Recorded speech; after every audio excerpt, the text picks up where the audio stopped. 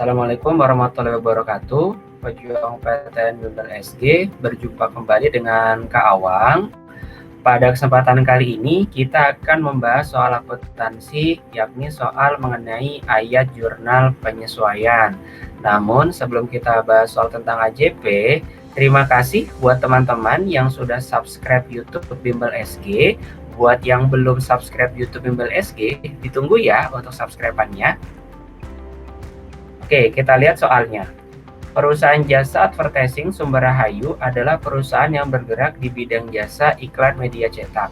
Pada tanggal 1 Desember 2018, perusahaan menerima iklan dari klien dan akan ditayangkan selama 6 kali, yakni tanggal 7, 14, 21, 28 Desember 2018, serta tanggal 4 dan 11 Januari 2019 dengan total nilai iklan sebesar Rp24 juta. Jika pada akhir periode akuntansi, saldo iklan diterima di muka Sumber Rahayu menunjukkan saldo Rp8 juta, maka hal tersebut, soal ini adalah soal AJP mengenai transaksi pendapatan diterima di muka, atau secara konsep bahasa Inggrisnya adalah unearned revenue, yang artinya kita adalah sebagai pihak yang menerima pendapatan, namun kita belum memberikan manfaat kepada orang yang membayar kepada kita, begitu. Di sini berarti kita posisinya sebagai si Sumber Rahayu sudah terima uang sebagai jasa iklan atau orang bayar iklan ke kita, tapi kita belum mengiklankan yang diterima dari orang tersebut, gitu. Berarti kita belum ngasih manfaatnya kepada orang yang bayar kepada kita, ibaratnya begitu. Jadi statusnya bisa menjadi utang atau bisa menjadi pendapatan tergantung dari pendekatan. Mengapa?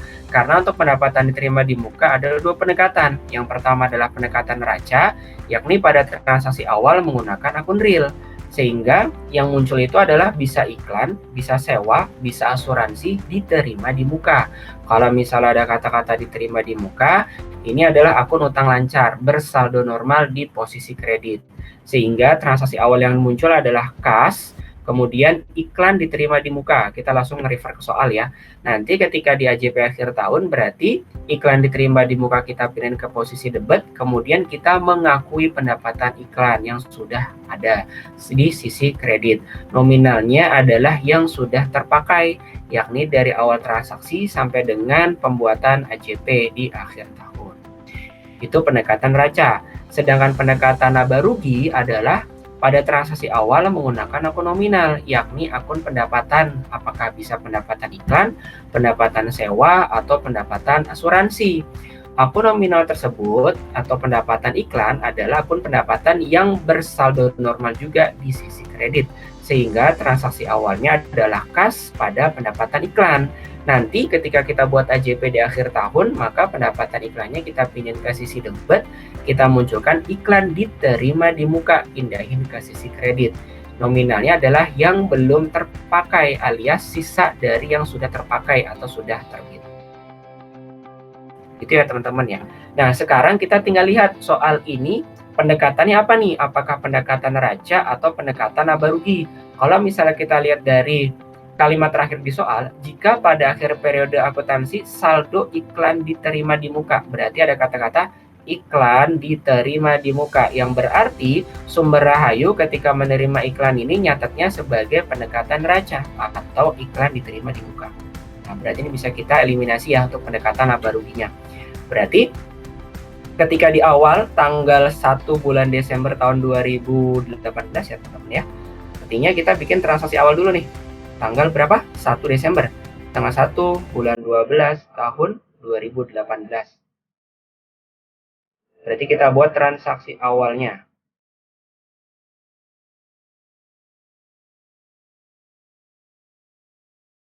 Merefer ke tabel ini berarti adalah kas pada iklan diterima di muka gitu ya. Berarti kas di sisi debit. Kemudian ada iklan diterima di muka.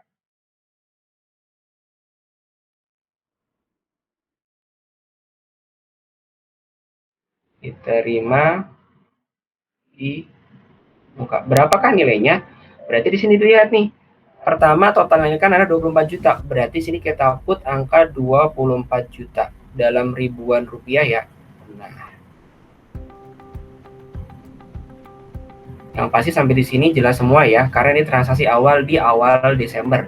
Transaksi awal pada tanggal 1 Desember 2018. Kemudian nanti di tanggal 31 bulan 12 kita bikin ayat jurnal penyesuaian. Kita sebenarnya mau lihat nih, selama tanggal 1 Desember 2018 sampai dengan 31 Desember 2018 itu iklannya sudah kita berikan manfaatnya belum kepada yang bayar ke kita, gitu bahasanya. Nah, JP-nya gimana Kak? Berarti kita cari yang sudah terpakai ya. Yang sudah terpakai berarti dari tanggal 1 ke tanggal 31. Ini berapa kali terbit? Kita lihat ya. Tanggal 7, tanggal 14, kemudian tanggal 21 serta tanggal 28. Berarti ada 4 kali terbit dari total 6 kali. Berarti yang artinya ada 4 kali terbit. 4/6 kita kali dengan 24 juta. Ini bisa kita coret ya, 24 bagi 6 berarti 4, 4 kali 4 sama dengan 16. Sempat tidak sempat harus dibalas gitu. Nah, sudah dapat ya 16 juta, berarti kita tinggal put AJP-nya. Gimana caranya? Berarti iklan diterima di muka, kita pindahin ke sisi debit. Iklan diterima di muka. Kemudian kita mengakui pendapatan iklan yang sudah terjadi di sisi kredit. Pendapatan iklan. Sebesar berapa? Ya ini 16 juta. Kita put 16 jutanya ya. 16 juta. Oke, sampai di sini clear ya teman-teman ya. Berarti AJP sudah. Sekarang kita lihat soalnya.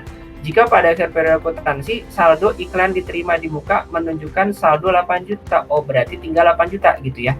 Kita lihat di sini kan iklan diterima di muka itu kan bersaldo kredit. Berarti kita tinggal lihat nih, saldo iklan diterima di muka berapakah? Saldo iklan diterima di muka. Sisi kredit ya. Pertama kan ada 24 juta nih sisi kredit. Kemudian dia berkurang berapa? Berkurang 16 karena ada di posisi debit kan gitu ya. Berarti saldonya berapa? 24 juta di sisi kredit, kita kurang 16 juta. Sisi debit. Berarti sama dengan 8 juta. Yang artinya pernyataan soal di samping ini betul nih. Karena di sini dibilang iklan diterima di muka menunjukkan saldo 8 juta, sehingga jawaban atas pertanyaan ini adalah yang A, sudah benar karena sudah ada iklan yang telah menjadi pendapatan. Yang sudah menjadi pendapatan adalah 16. Tetapi kalau misalnya ditanya iklan diterima di muka saldonya berapa? Ya 8 juta. Kalau yang B kenapa salah? Kenapa salah gitu ya? Ini salah karena masih ada iklan yang belum menjadi beban. Seharusnya bukan menjadi beban, tetapi menjadi yang belum menjadi beban. Harusnya belum menjadi pendapatan. Ya.